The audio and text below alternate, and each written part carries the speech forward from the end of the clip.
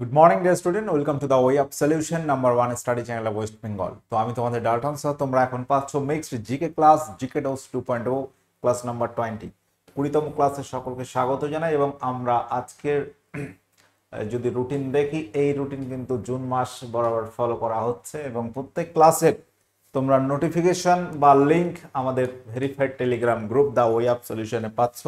Paid course আমরা করাচ্ছি, আমাদের নিজস্ব অ্যাপ আছে TWS একাডেমি অ্যাপে। ওকে, যারা কানেক্ট আছো দেখে রাখো, আমাদের ফাউন্ডেশন 3.0 ব্যাচ লঞ্চ হয়েছে, ক্লাস শুরু হয়েছে। তোমরা প্রত্যেকে যারা আছো, যদি সম্ভব হয় ব্যাচটা নাও। একটা কম্বাইন্ড ফাউন্ডেশন ব্যাচ, যেখানে তোমরা WBP পরীক্ষা, Kolkata police, PSC, rail, SSC একটা দারুণ কম্বাইন্ড প্র্যাকটিস হবে। কারণ তুমি কোন চাকরি পাবে তুমি কিন্তু জানো না। তুমি চেষ্টা করছো একদিকে, হয়তো হতে পারে অন্যদিকে।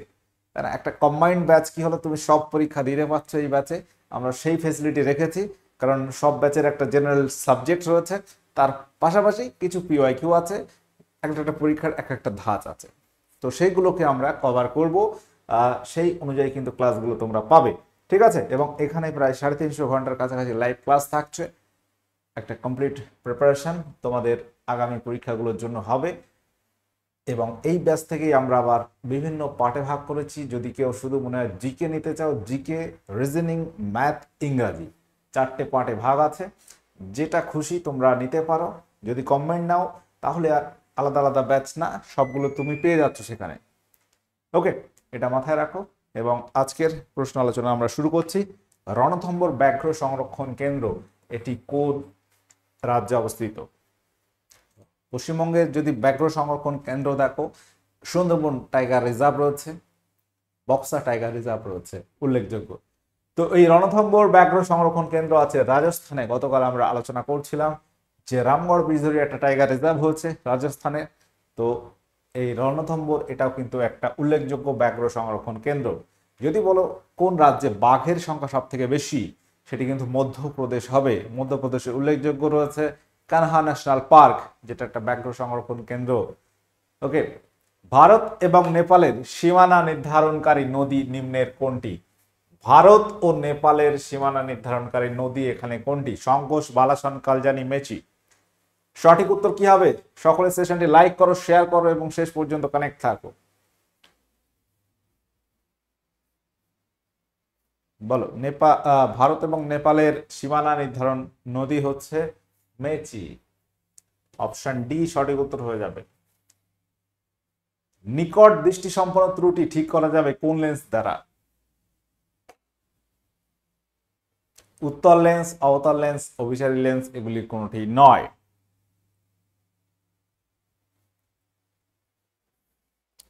সঠিক উত্তর হবে অবতল লেন্স দ্বারা। নিকট দৃষ্টি সম্পন্ন ত্রুটিকে বলা হয় মায়োপিয়া। এটাকে বলা হয় মায়োপিয়া। অ্যাকচুয়ালি মায়োপিয়া মানে দূরের দৃষ্টি। দূরের দৃষ্টি তোমার ঠিকঠাক দেখতে পায় না, ঝাপসা, কিন্তু কাছের দৃষ্টি ঠিক দেখে। তো এখানে প্রশ্নটা একটু কনফিউজিং হয়ে যাচ্ছে, তাই তো? প্রশ্নটা ভাষাগত দিক থেকে আমরা যদি দেখি, মায়োপিয়া, অবতল লেন্স, এটুকু আমরা ক্লিয়ার বলতে পারি। মায়োপিয়া এটাকেই কিন্তু নিকট দৃষ্টি সম্পন্ন ত্রুটি বলে, যদিও স্বল্প দৃষ্টি বলে না, সেটাই কিন্তু মায়োপিয়া। হ্যাঁ, দূরদৃষ্টি সম্পন্ন ত্রুটি হচ্ছে উত্তল লেন্স, হাইপারমেট্রোপিয়া, সেটা। অপশন বিটাই সঠিক উত্তর আছে এটা।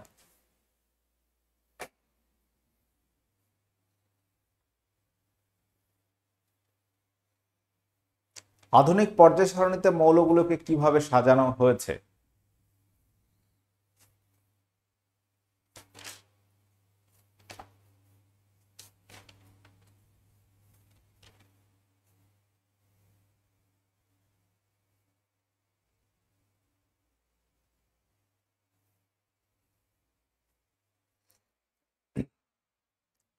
আধুনিক পর্যায় সারণী এটি কার, কোন বিজ্ঞানী ধারণা দিয়েছেন? বিজ্ঞানী মোসলে। বিজ্ঞানী মোসলে তিনি হচ্ছে আধুনিক পর্যায় সারণীর প্রবক্তা। এই পর্যায় সারণী অর্থাৎ পিরিয়ডিক টেবিল, এটা নিয়ে কিন্তু অনেক বিজ্ঞানী কাজ করেছেন, একটা নাম শুনেছ ডোবে রিনার, তার ত্রয়ী সূত্র আছে। নিউল্যান্ড, তার অষ্টক সূত্র রয়েছে। মেন্ডেলিভ, তিনি একটা পর্যায় সারণী তৈরি করেছিলেন যেটা ছিল পারমাণবিক ভরের বর্ধিত ক্রম অনুযায়ী, যেটা হচ্ছে মেন্ডেলিভের। এই মেন্ডেলিভ তার সময়ে মোটামুটি তোমার 65টার মতো মৌল আবিষ্কার হয় এবং তিনি সেগুলো দিয়ে সাজিয়েছিল। বর্তমানে 112 120-র কাছাকাছি আবিষ্কৃত হয়েছে এবং মোসলের হচ্ছে আধুনিক পর্যায় সারণী, যেটি পারমাণবিক ক্রমাঙ্কের বর্ধিত ক্রম অনুযায়ী সজ্জিত। এবং আধুনিক পর্যায় সারণীর যদি বলি পর্যায় সংখ্যা এবং শ্রেণী সংখ্যা কত, এখানে পর্যায় আছে 7টি, শ্রেণী আছে 18টি। মেন্ডেলিভের পর্যায় সারণীতে পর্যায় ছিল 7টি এবং শ্রেণী ছিল 9টি। ইলোরার কৈলাস মন্দির নিম্নের কোন রাজার আমলে প্রতিষ্ঠিত হয়? অজন্তা ইলোরা। এই অজন্তা ইলোরাটা কোন রাজ্যে পড়ছে বলতে পারবে? এটা একটা ইউনেস্কো ওয়ার্ল্ড হেরিটেজ সাইট রয়েছে ইলোরার গুহাচিত্র। তো ইলোরা এটা পড়ছে মহারাষ্ট্রে পড়ছে। ইলোরার কৈলাস মন্দির এটি প্রতিষ্ঠিত হয়েছিল রাষ্ট্রকূট রাজ প্রথম কৃষ্ণের আমলে। মহারাষ্ট্রের বর্তমান মুখ্যমন্ত্রীর নাম কি?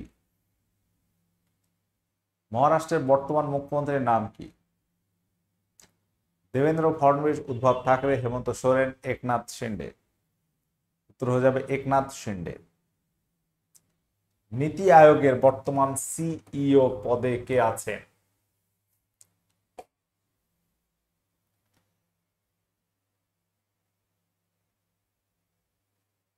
ন্যাশনাল ট্রান্সফরমিং ইন্ডিয়া আয়োগ, ইন্ডিয়া না, ওটা একটু আলাদা আছে। যাই হোক, নীতি আয়োগ, এই নীতি আয়োগ প্রতিষ্ঠা হয় 2015 সালের 1 জানুয়ারি। যেটা আগে পরিকল্পনা কমিশন বা 5 ইয়ার প্ল্যান ছিল, সেটাই বর্তমান হচ্ছে নীতি আয়োগ। তো এখানে এই নীতি আয়োগের যিনি হচ্ছেন চেয়ারপারসন হবেন, তিনি হচ্ছে প্রধানমন্ত্রী। আচ্ছা, নীতি আয়োগের ভাইস চেয়ারপারসন তিনি হচ্ছেন সুমন বেরি এবং যিনি সিইও চিফ এক্সিকিউটিভ অফিসার আছেন তিনি হচ্ছেন বিভিআর সুব্রমণিয়াম। ঠিক আছে, বিভিআর সুব্রমণিয়াম, তিনি বর্তমান নীতি আয়োগের সিইও পদে আছেন। কবিরাজ উপাধি কোন গুপ্ত সম্রাট গ্রহণ করেছিলেন? কবিরাজ উপাধি গ্রহণ করেছিলেন নিম্নের কোন গুপ্ত সম্রাট? প্রথম চন্দ্রগুপ্ত, সমুদ্রগুপ্ত, স্কন্দগুপ্ত, দ্বিতীয় চন্দ্রগুপ্ত।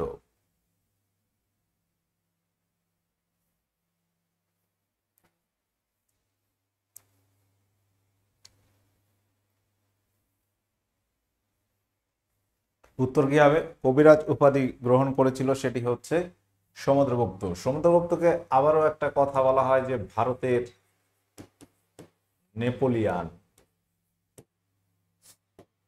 ভারতের নেপোলিয়ান কাকে বলা হয়? সমুদ্রগুপ্তকে।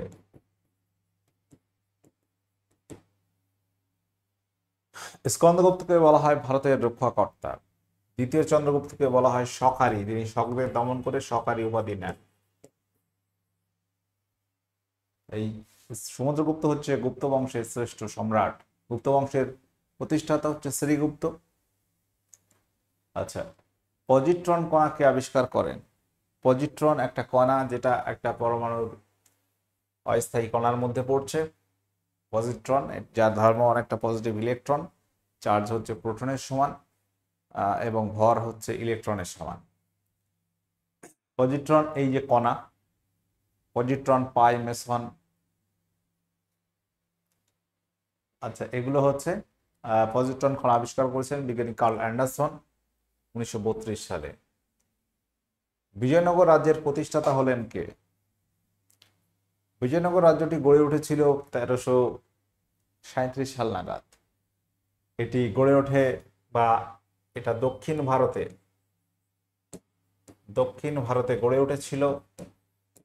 এর রাজধানী কি কোথায় ছিল বলতে পারবে? রাজধানী ছিল হাম্পি। বিজয়নগর সাম্রাজ্য তুঙ্গাভদ্রা নদীর তীরে গড়ে ওঠে। তুঙ্গাভদ্রা নদীর তীরে গড়ে ওঠে। ঠিক আছে। তো এটা দক্ষিণ ভারতে তৎকালীন মোহাম্মদ বিন তুগলকের সময় এই বিজয়নগর এবং বাহমনি সাম্রাজ্য গড়ে ওঠে। বিন তুগলক তার সময় গড়ে ওঠে অ্যাপ্রক্সিমেট 1337 সাল নাগাদ। তো এই বিজয়নগর রাজ্যের প্রতিষ্ঠা ছিলেন হরিহর এবং বুক্ক, দুই ভাই। হরিহর বুক্ক। তো হরিহর বুক্ক তারা যে সাম্রাজ্যের প্রতিষ্ঠা করেন তার নাম হচ্ছে সঙ্গম বংশ। আমরা জানি বিজয়নগর সাম্রাজ্যে টোটাল 4টি রাজবংশ রাজত্ব করেছিল: সঙ্গম, চালুক, তুলুক আর বেডু। তো প্রথম হচ্ছে সঙ্গম বংশ। যদি প্রশ্ন আসে যে সঙ্গম বংশের প্রতিষ্ঠাতা কে, তখনও কিন্তু তোমার উত্তর হবে হরিহর ও বুক্ক। ঠিক আছে। আচ্ছা, পরবর্তী প্রশ্ন। মুন্দ্রা থার্মাল পাওয়ার স্টেশন এটি কোন রাজ্যে অবস্থিত?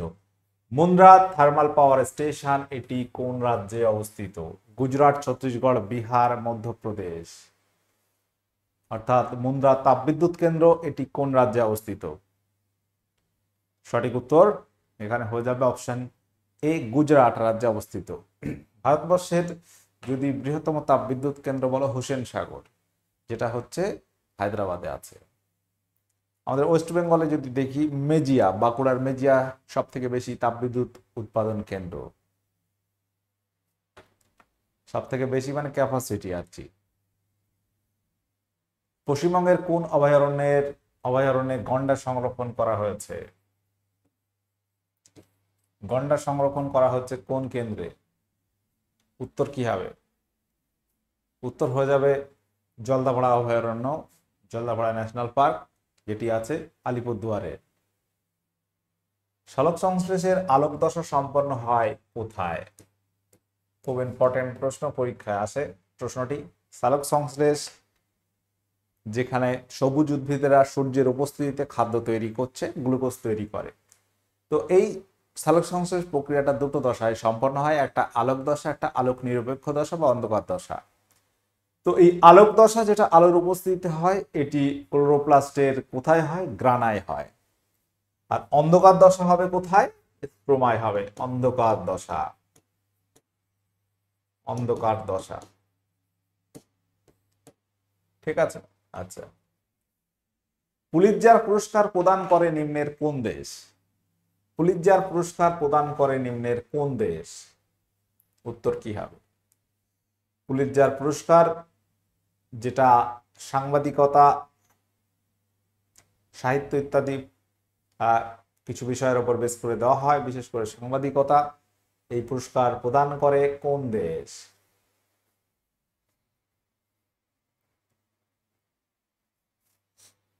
উত্তর কি হবে? উত্তর হয়ে যাবে আমেরিকা। ভারতবর্ষের সর্ববৃহৎ বন্দরের নাম কি? Biggest port of India. সর্ববৃহৎ বন্দর ভারতবর্ষের 3 দিকে জলপথ, বা 3 দিকে তুমি যদি দেখো ভারতের, সেই গুজরাট থেকে শুরু করে মোটামুটি আমাদের ওয়েস্ট বেঙ্গল, এখানে রয়েছে শ্রীলঙ্কা। তো যাই হোক, তো এই হচ্ছে টোটাল। এইদিকে রয়েছে আরব সাগর, আরাবিয়ান সি, আরব সাগর। এদিকে রয়েছে বঙ্গোপসাগর এবং এখানে ধরো ভারত মহাসাগর।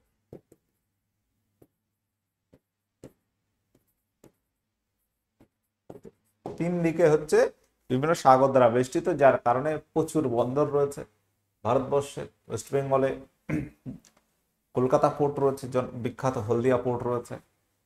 গুজরাটে কিছু রয়েছে, কান্ডালা পোর্ট, তাই তো। আচ্ছা, মুম্বাই পোর্ট, মহারাষ্ট্রে আছে, উড়িষ্যায় আছে পারাদীপ পোর্ট, বিশাখাপত্তনম অন্ধ্রপ্রদেশ। তো এই বন্দরগুলোর মধ্যে সব থেকে মুম্বাই হচ্ছে বৃহত্তম এবং ব্যস্ততম, বৃহত্তম ও ব্যস্ততম বন্দর এবং ট্যাক্স ফ্রি পোর্ট, শুল্কমুক্ত বন্দর। কান্ডালাটা এটা গুজরাটে, এটাও কিন্তু ট্যাক্স ফ্রি পোর্ট, শুল্কমুক্ত বন্দর।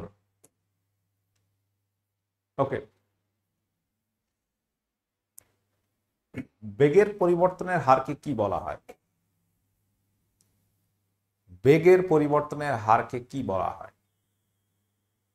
ভরবেগ, ত্বরণ, মন্দন, নাকি অপশন ডি, বি এবং সি?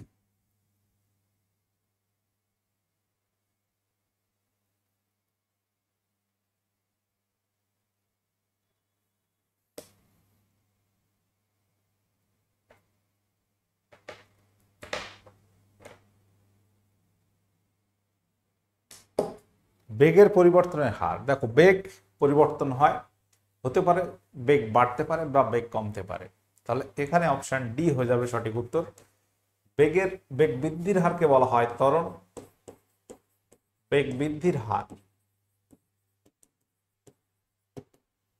আর মন্দন হচ্ছে বেগ হ্রাসের হার। দুজনের একক কিন্তু একই, ঠিক আছে।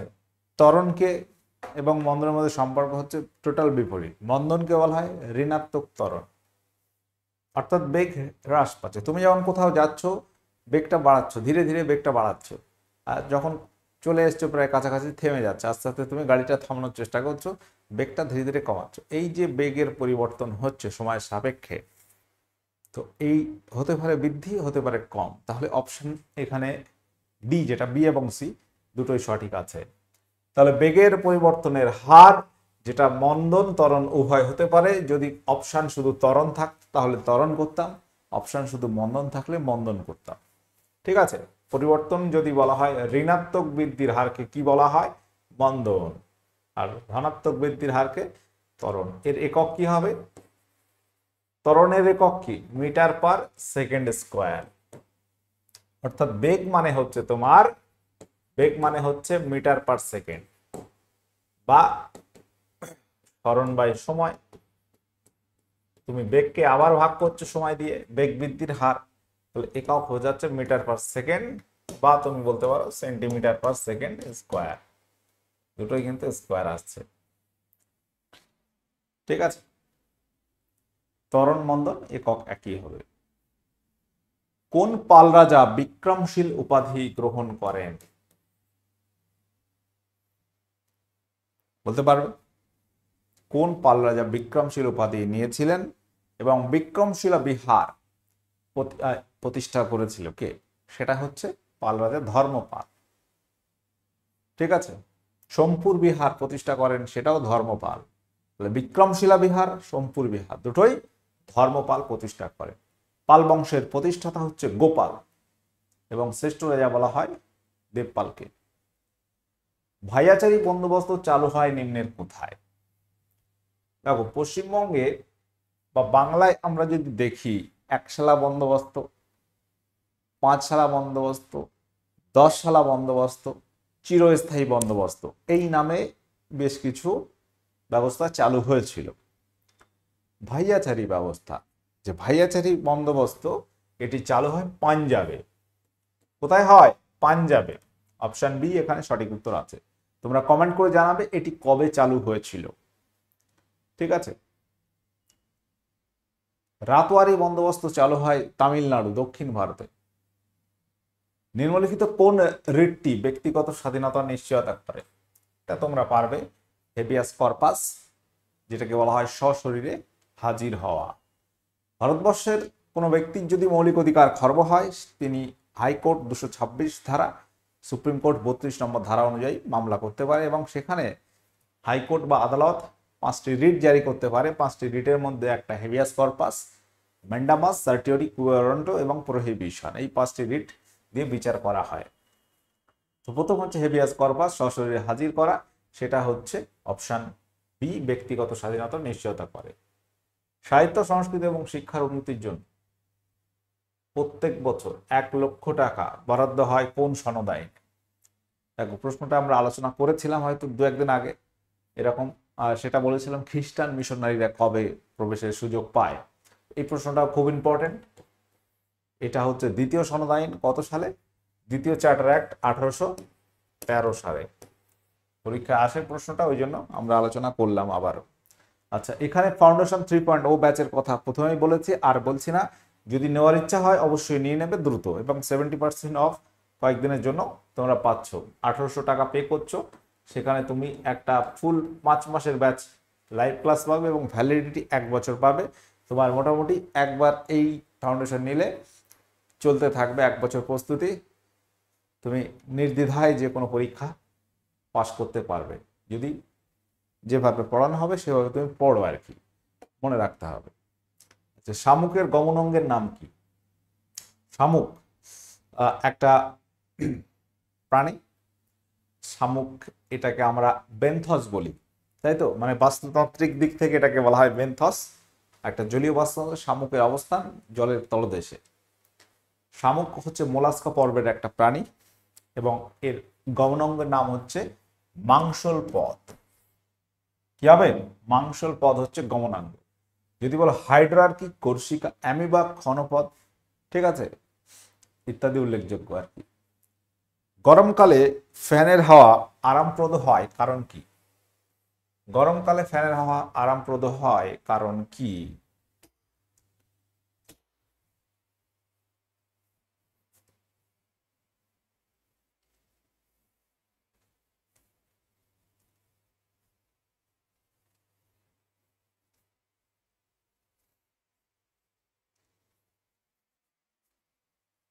সঠিক উত্তর হচ্ছে এখানে বাষ্পায়নের হার বৃদ্ধি করে।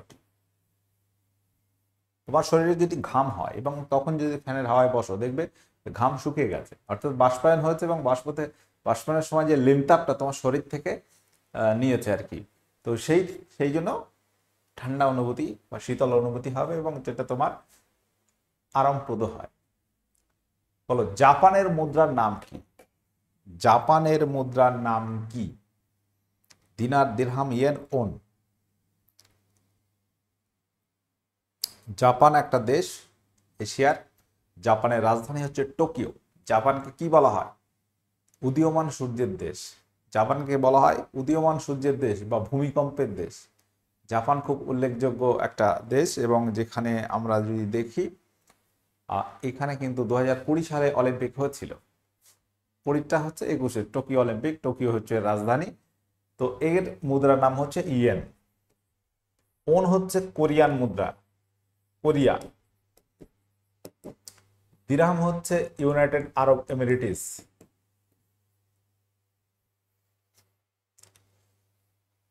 দিনার বেশ কিছু দেশে রয়েছে। তোমার ইরাকে রয়েছে দিনার, ঠিক আছে, ইরাকে রয়েছে দিনার, ইরানের রিয়াল রয়েছে। তো জাপানের মুদ্রার নাম হচ্ছে ইয়েন। প্রথম পঞ্চবার্ষিকী পরিকল্পনা তৈরি হয়েছিল কোন মডেলের উপর ভিত্তি করে? প্রথম পঞ্চবার্ষিকী পরিকল্পনা তৈরি হয়েছিল কোন মডেলের উপর ভিত্তি করে? মহলানবিশ মডেল, হ্যারড ডোমার, জন স্যান্ডি, উপরের সবগুলি। প্রথম পঞ্চবার্ষিকী পরিকল্পনা শুরু হয় 1951-এ। 5 বছরের পরিকল্পনা, 56 সাল পর্যন্ত এটি ছিল, এবং এই পরিকল্পনায় যে বিষয়ে জোর দেওয়া হয় সেটা হচ্ছে কৃষি ক্ষেত্রে জোর দেওয়া হয়েছিল, কৃষি ক্ষেত্রে। ওকে, তো এই সময় আমরা যদি খেয়াল করি, এটি ছিল হ্যারড ডোমার মডেল, প্রথম পঞ্চবার্ষিকী পরিকল্পনা। এই সময় কিছু বহুমুখী নদী পরিকল্পনা গ্রহণ করা হয়। এই পরিকল্পনাতেই কিছু বহুমুখী নদী পরিকল্পনাও গ্রহণ করা হয়। হুড্রু জলপ্রপাত কোন রাজ্যে অবস্থিত? এটা তোমাদের হোমওয়ার্ক ছিল গত দিনের।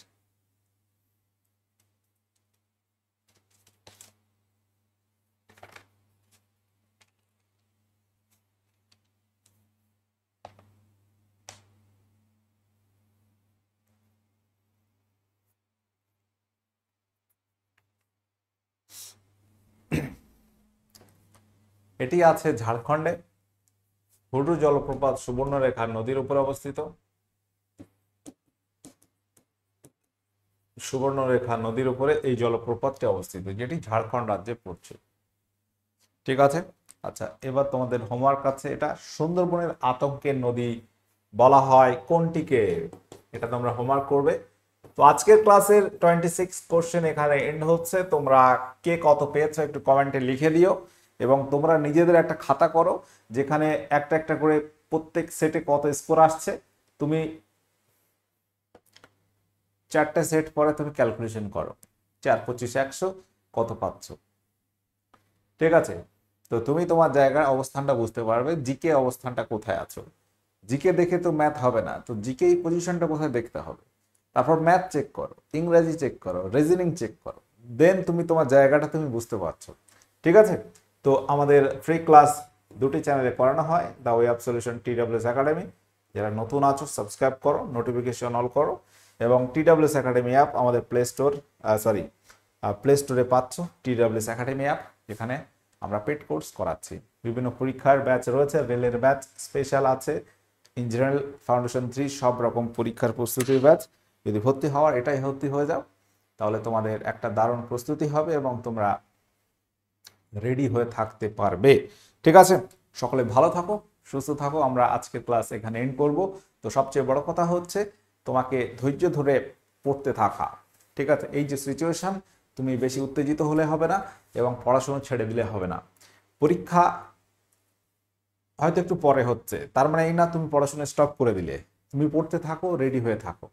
এটা বারবার আমি বলছি, প্রায় দিন বলছি, কারণ এই সময়টাই গুরুত্বপূর্ণ তোমার চাকরির জন্য।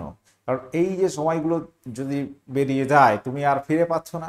আলটিমেট এই সময়ের মর্যাদাটা দিয়ে রাখো, দেখবে ঠিক রেজাল্ট তুমি পেয়ে যাচ্ছ সঠিক সময়। ওকে, সকলে ভালো থাকো, সুস্থ থাকো, অনেক অনেক শুভকামনা থাকলো। ওকে, টাটা, বাই।